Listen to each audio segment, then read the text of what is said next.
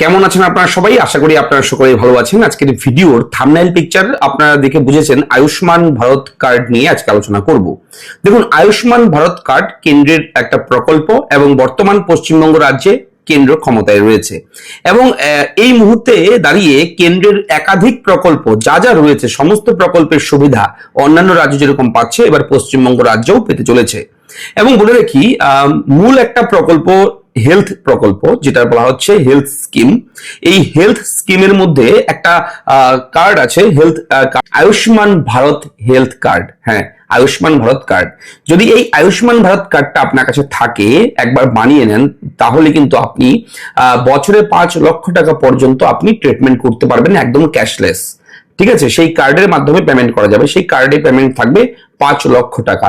সরকার কিন্তু সেই কার্ডে দিয়ে দেবে আপনার নামে এবং আপনার পরিবারে যারা ইনক্লুডিং থাকবে সেই কার্ডে, তারা কিন্তু এই সুবিধা পাবে। বিভিন্ন হসপিটাল রয়েছে দেশের যে কোনো জায়গায়, অন্যান্য রাজ্যেও আপনি যদি কোনো বড় হসপিটালে যান সেখানেও দেখবেন হয়তো আয়ুষ্মান কার্ড সেখানেও অ্যাকসেপ্ট করবে। কিন্তু এই আয়ুষ্মান ভারত কি সবাই পাবে? এই স্কিম সবার জন্যই কি? তাহলে এই ভিডিওতে আমি বলবো আপনাকে যে কারা এই প্রকল্পে আয়ুষ্মান ভারত কার্ডের সুবিধা পাবে না, কারা বঞ্চিত হবে এই কার্ড থেকে, সেটার বিষয়টা আমি আপনাকে বলবো এবং আপনি এই ভিডিওর মাধ্যমে বুঝতে পারবেন, জানতে পারবেন যে আপনি যোগ্য কিনা। ঠিক আছে, যেভাবে আমি যে সিস্টেমগুলো বলবো, যে নিয়মগুলো বলবো, যে ক্রাইটেরিয়া বলবো, সেগুলোর মধ্যে যদি আপনি পড়েন তাহলে আপনি আয়ুষ্মান ভারত কার্ডের সুবিধা পাবেন না। শুরু করি। আমি থাকবো ভিডিওতে আপনার সঙ্গে শুভঙ্কর। আপনি দেখছেন আপনাদের প্রিয় ইউটিউব চ্যানেল এরা ফ্রেন্ড। চ্যানেলটিকে সাবস্ক্রাইব করুন, ভিডিওটাকে লাইক করবেন, একটু বেশি করে শেয়ার করবেন এবং সবাইকে এই তথ্যগুলো জানাতে সাহায্য করবেন ভিডিওটি শেয়ারের মাধ্যমে। চলুন, আর বেশি কথা বলছি না। দেখুন, আয়ুষ্মান ভারতের সুবিধা কারা পাবে না, বড় একটা প্রশ্ন। এই প্রশ্নের উত্তরই আমি দিচ্ছি। আয়ুষ্মান ভারত প্রকল্পের সুবিধা মূলত আর্থিকভাবে পিছিয়ে পড়া ও অসহায় পরিবারগুলোর জন্য। যারা আর্থিকভাবে পিছিয়ে রয়েছে, অসহায় ফ্যামিলি, তাদের জন্য কিন্তু এই আয়ুষ্মান ভারত কার্ড। তবে আপনি বা আপনার পরিবার এই সুবিধা পাবেন না যদি এই নিয়মগুলোর মধ্যে আপনি কোনো একটা নিয়মের মধ্যে পড়ে যান। প্রথমেই কি? সরকারি চাকরি। আপনার পরিবারে যদি কেউ সরকারি চাকরি করে, তাহলে আপনি কেন, আপনার পরিবারের যারা সদস্য রয়েছে কেউই এই যে আয়ুষ্মান ভারত কার্ড রয়েছে সেটা বানাতে পারবে না, তারা কিন্তু যোগ্য নন। তাহলে পরিবারের কোনো সদস্য যদি সরকারি প্রতিষ্ঠানে কর্মরত থাকেন, তাহলে আয়ুষ্মান ভারত কার্ড সে পাবে না। 1 নাম্বার। 2 নাম্বার, যানবাহনের মালিকানা।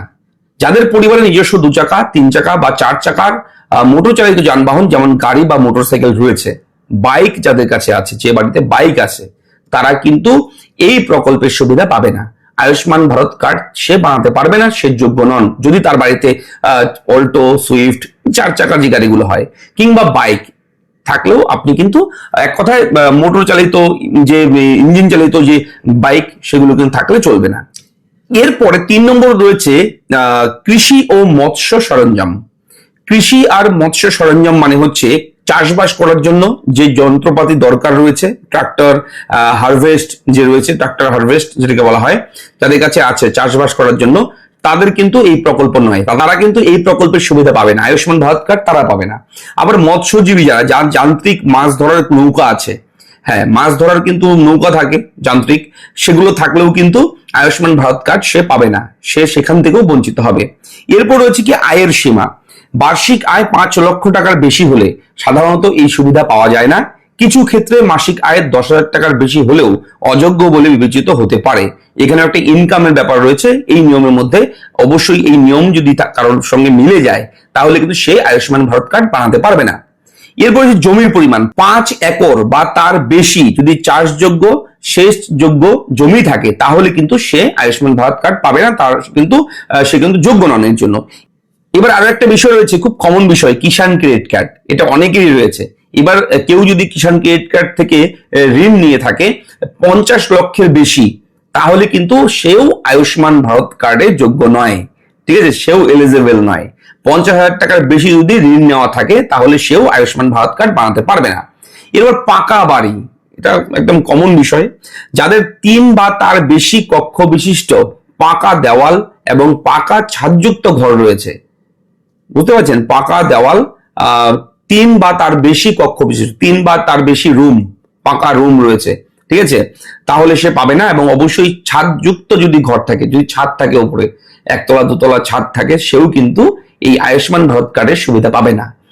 লাস্ট যেটা রয়েছে আয়করদাতা, পরিবারের কোনো সদস্য যদি নিয়মিত আয়কর প্রদান করে, ট্যাক্স রিটার্ন ফাইল যেটা রয়েছে যদি থাকে, তাহলে কিন্তু সেও এই প্রকল্পের সুবিধা পাবে না। যদি নিয়মিত সে আয়কর প্রদান করেন কিন্তু এই আয়ুষ্মান ভারত হেলথ কার্ড সে পাবে না। তাছাড়া অন্যান্য আর কিছু নেই, এই বিষয়গুলো রয়েছে। এই বিষয়গুলোর মধ্যে যদি একটা আপনার সঙ্গে ম্যাচ করে, তাহলে আপনি কিন্তু আয়ুষ্মান ভারত কার্ড থেকে বঞ্চিত হবেন। ঠিক আছে, এরপরে আমি আবারও ভিডিও করবো, আসবো চ্যানেলে, অবশ্যই নতুন নতুন ভিডিও আসবে, আপডেট আসবে। আপনারা কমেন্ট করবেন, আয়ুষ্মান ভারত হোক, pan card, Aadhaar card, ration card, voter card, যে কোনো কার্ড, যে কোনো প্রকল্প যোজনা নিয়ে কোনো প্রশ্ন থাকলে আমাকে এই ভিডিওতে কমেন্ট করবেন। আমি চেষ্টা করব সেই টপিক নিয়ে আপনার জন্য আপনার সমস্যার সমাধান করার। চলুন, দেখা হচ্ছে নেক্সট ভিডিওতে। ভালো থাকবেন, ধন্যবাদ।